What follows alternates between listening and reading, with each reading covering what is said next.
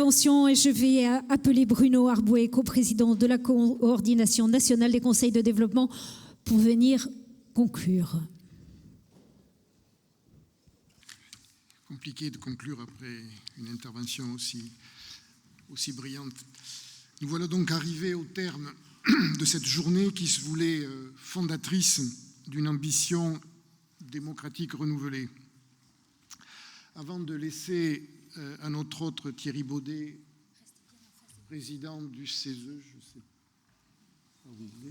Monsieur le Président, le soin de conclure, je voudrais ici dire en quelques mots en quoi cette journée constitue pour nous une étape importante. Tous les conseils de développement œuvrent, à l'échelle de leur territoire, à faire vivre une parole citoyenne, innovante, engagée, enthousiaste, quelquefois rugueuse, voire impertinente, mais toujours dialogante. Mais nous sommes lucides et nous savons, on l'a évoqué ce matin, que la portée de cette parole est souvent limitée, l'écho de nos propositions dépassant rarement les limites de nos métropoles, de nos agglomérations, de nos pays, voire de nos bassins de vie. Notre visibilité étant limitée, c'est notre crédibilité qui en souffre. Faut-il le rappeler, nous sommes tous ici respectueux de la légitimité démocratique de nos élus issus du suffrage universel. Mais, en résonance à ce que Dominique Rousseau vient de nous dire, nous ne nous satisfaisons pas de voir le rôle des citoyens cantonné à leur seule compétence électorale. S'il est encore peut-être trop tôt pour revendiquer une compétence normative, comme nous y a incité donc à l'instant Dominique Rousseau, nous sommes convaincus que le temps est venu, et je reprends ces termes, d'engager une révolution culturelle en vue de mettre au premier plan ce savoir d'expérience, nous on dit dans notre jargon cette expertise d'usage dont nos conseils de développement sont détenteurs. Il n'y aura pas de renouveau démocratique si ces compétences-là ne sont pas davantage sollicitées et mobilisées. Aujourd'hui, ce soir, au Palais d'Iéna, nous faisons le pari de la reconnaissance de nos actions, de notre utilité, de notre place dans l'exigence de ce renouveau démocratique. Cette reconnaissance ne se forgera pas dans les tensions d'un rapport de force conflictuel, mais par l'alliance constructive, le partenariat apaisé qui privilégiera le respect mutuel, le débat, la complémentarité de regards et d'approches croisées. Aujourd'hui, en officialisant un partenariat entre le CESE, le Césaire et les conseils de développement, nous démontrons donc notre capacité à innover et à nous accorder pour composer ensemble une nouvelle participation démocratique à toutes les échelles territoriales. À ce point, je voudrais ici souligner la qualité des échanges, du dialogue qui a précédé cette journée, Monsieur le Président, avec vos deux questeurs, Monsieur Pierre Goguet, qui était absent, et Thierry Cadar, qui était là, et qui nous ont permis d'avancer sur des pistes de travail, je crois, prometteuses. CESE, Césaire et CODEV partagent de nombreux points communs dans leur objet, mobiliser la société civile pour contribuer à la construction de politiques publiques, comme dans leur méthode, toujours participative. Nous présentons évidemment des différences, que ce soit en termes de moyens, de composition, d'organisation et bien évidemment d'échelle d'intervention, la nation pour les uns, la région ou les intercommunalités pour les autres. Le croisement de ces échelles territoriales, la complémentarité de nos travaux sur les politiques publiques, mobilité, alimentation, eau, gestion des déchets, climat, etc., ou la complémentarité de nos contributions sur des questions de société en amont de politiques publiques, mieux vivre ensemble, nouveaux modes d'habiter, partage de l'eau, jeunesse, santé, vieillissement, participation citoyenne, donne une crédibilité évidente à ce partenariat qui nous appartient maintenant de faire vivre. L'urgence de la crise démocratique appelle la nécessité d'un renouveau démocratique. Avec la création d'un Conseil national de la refondation, le gouvernement en fait un sujet de mobilisation nationale. Nous, Conseil de développement, dont la mission est d'éclairer l'avenir, de débattre et de réconcilier, d'impulser des actions, de faciliter et de relier, en partenariat avec le CESE et les Césaires, nous répondons présents. Monsieur le Président. Merci beaucoup. Thierry Baudet, président du CESE. Mesdames et messieurs, je suis particulièrement heureux de prononcer quelques mots en conclusion de cette journée de rencontre entre les conseils de développement, les Césaires, le CESE, à l'occasion des 10 ans de la coordination nationale des CODEV et des 20 ans de votre activité sur le terrain. Et je vous remercie d'avoir choisi le Palais d'Iéna pour la tenir. Alors en fin de journée, n'ayant pas participé à l'ensemble des travaux, je pense que je ne vais pas ajouter de choses très nouvelles à ce que vous avez dit dans la journée, mais comme j'étais instit, on m'a toujours appris qu'en bon instit, en bon pédagogue, il valait mieux se répéter que se contredire, donc ne m'en veuillez pas si je redis quelques éléments qui ont déjà été évoqués au cours de la journée. Les liens entre nos trois structures sont réels et il faut vraiment les renforcer. C'est une mission au CESE que nous avons confiée à Pierre Goguet, questeur du CESE, qui ne peut être là aujourd'hui.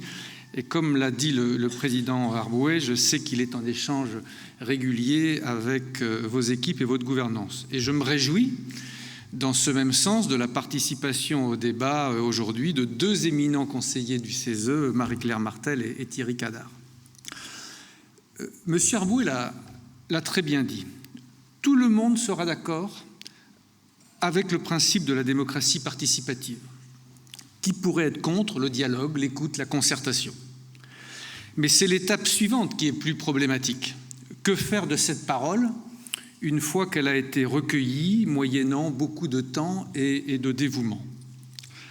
Moi, j'ai la conviction qu'on ne peut continuer à augmenter le volume de la participation et y rester sourd.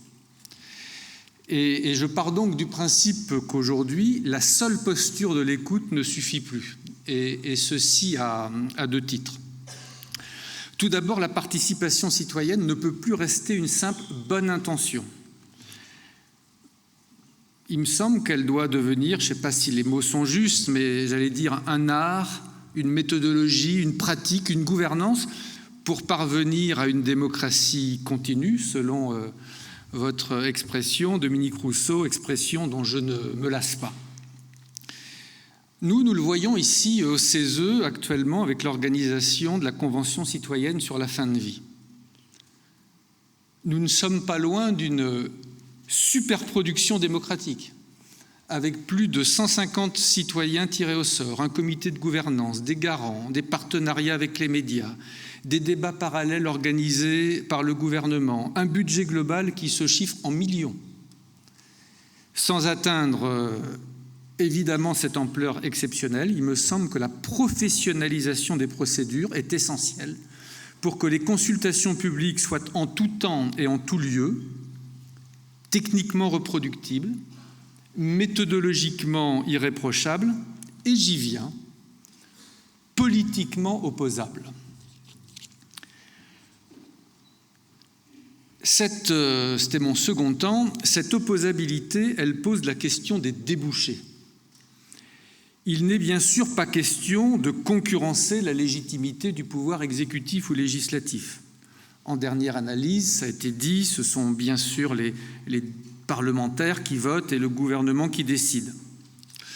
Mais chacun le voit, en particulier aujourd'hui, en l'absence d'une majorité à l'Assemblée, ces votes et ces décisions sont de plus en plus laborieux, fragiles, tant notre démocratie est frappée de fatigue et de lassitude, tant elle est désertée lors des dimanches d'élection et contestée dès le lendemain. Gouverner ou voter des lois est le dernier maillon de la chaîne, essentiel et souverain. Mais cette décision vaut ce que valent en amont la réflexion, la consultation, la participation. Le pouvoir politique se suffit à lui-même pour décider des politiques publiques, mais il en est de plus en plus loin pour des politiques publiques justes, efficaces et acceptées. Les transitions urgentes qui nous attendent rendent impératif cet approfondissement démocratique, à rebours des tentations autoritaires qui fleurissent dans bon nombre de pays. C'est en ce sens que la démocratie participative est politiquement, et non juridiquement, mais politiquement toujours plus opposable à l'exercice traditionnel du pouvoir. Peser et être écouté, cela détermine certes notre crédibilité, mais de plus en plus, je le souligne, la crédibilité du pouvoir qui fera ou non preuve d'écoute. C'est pourquoi la démocratie doit être continue, locale, irriguée par l'expertise d'usage ou le savoir d'expérience, mais l'expertise d'usage dont parle justement Bruno Arboué. Nous sommes à ce titre complémentaires, CESE, Césaire, CODEV. On pourrait aussi parler de subsidiarité. Le CESE se consacre à des sujets nationaux, les Césaires à des sujets régionaux, les CODEV à des sujets liés à l'intercommunalité ou l'agglomération. Moi, je forme le vœu que pour l'avenir, nous approfondissions concrètement les collaborations entre le CESE, les Césaires et les CODEV. La coordination nationale des CODEV me semble tout indiquée pour passer à l'acte, tant vos missions rejoignent les nôtres à bien des égards.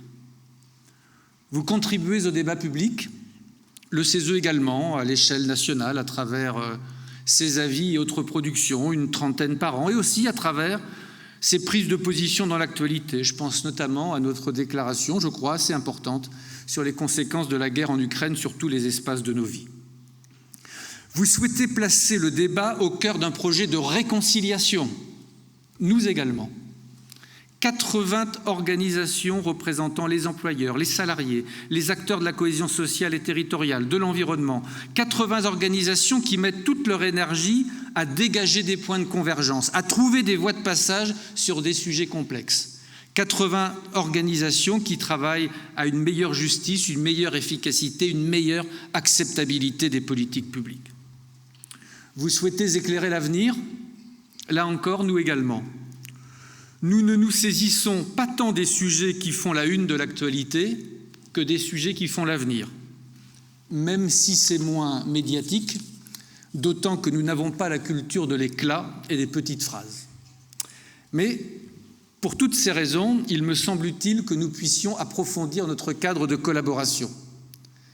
Le CESE accorde une importance grandissante à la dimension territoriale de ses avis.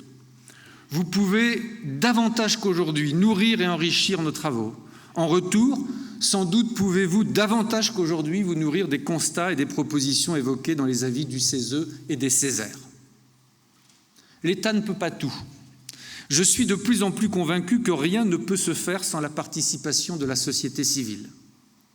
Encore faut-il que nous nous organisions mieux pour faire entendre plus fortement notre voix et que personne ne puisse plus y rester sourd. C'est le sens de la coopération renforcée que j'appelle de mes vœux.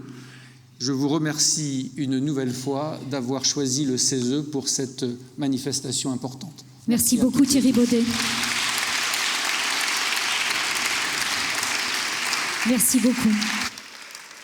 Et pour le mot de la fin, je vais demander à Christine Zankpo, Bruno Arboué et Dominique Valk, les trois coprésidents de la coordination nationale des conseils de développement, de me rejoindre. Je vais en profiter pour remercier Anna pour les dessins. Vous pourrez encore découvrir la fresque. Elle a sorti, on peut l'applaudir. Elle a fait un fabuleux travail. Je vais remercier aussi les équipes techniques, la prise d'image et puis la régie là-haut. Je vais remercier l'ensemble des intervenants. Merci Alexandra Vidal, merci beaucoup pour ce travail. Et merci aux trois coprésidents, bien sûr, pour la confiance qu'ils m'ont fait une nouvelle fois pour me permettre d'animer ce rendez-vous, encore un de plus, et c'est toujours avec un très grand plaisir. Merci à vous trois. Merci beaucoup Virginie. Juste, rien n'aurait été possible sans Alexandra, ses équipes, donc une ovation pour Alexandra et ses équipes. Bravo. Bon retour à tous. Non, rien à ajouter de particulier. Encore une fois, remercier tous les participants, remercier le président Baudet, l'ensemble des présidents des Césaires et tous vous autres en vos grades et qualités des conseils de développement. Je pense que voilà, la mayonnaise est en train de prendre. Rendez-vous est pris avec le CESE, avec Césaires de France, pour commencer à peaufiner notre relation, à faire du bruit, comme le conseillait quelqu'un, qu'on se fasse connaître, non pas pour satisfaire nos égos personnels, mais pour transformer les attentes citoyennes en véritable posture politique opposable, comme vient de le rappeler le président Baudet. Je partage les remerciements et puis je crois qu'on part avec un formidable message, mais un gros fardeau. Et le formidable message, c'est qu'il faut qu'on travaille ensemble. Et le gros fardeau, c'est qu'il faut qu'on fasse bouger les choses. Et il y a du travail. Merci à tous. Bonne fin de journée.